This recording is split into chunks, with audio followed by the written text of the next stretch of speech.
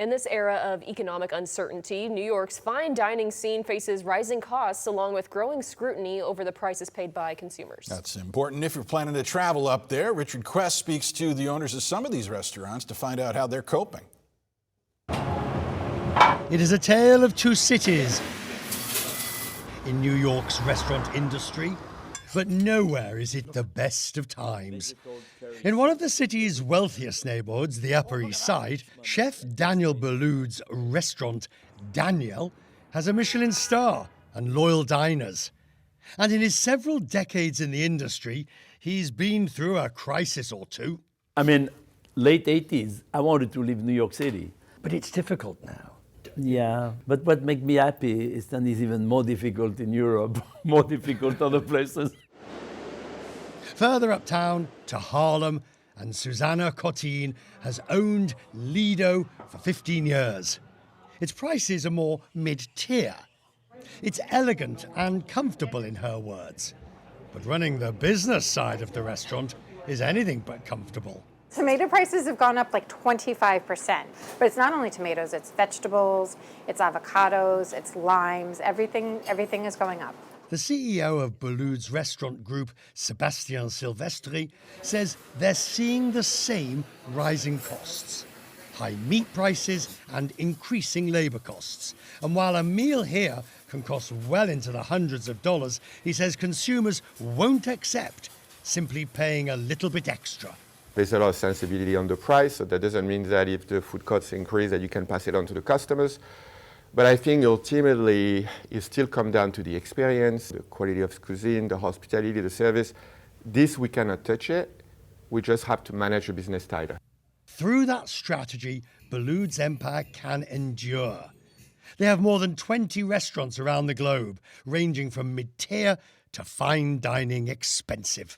I'm a chef, I know how to cook. I can make you a dish that don't have to be expensive to be delicious. For Cotin, in Harlem, the business margins are a lot thinner, leaving less room to absorb higher costs without raising prices. I mean, we do our best. It's a real balancing act. We've been here a little over 15 years. The last few years have been by far the hardest. All of these issues, of course, extend far beyond New York. A James Beard Foundation report found that diners across the United States are feeling affordability concerns. Restaurants are facing a price ceiling where customers aren't willing to withstand continuous price increases, even if ingredient costs do go up for the restaurant.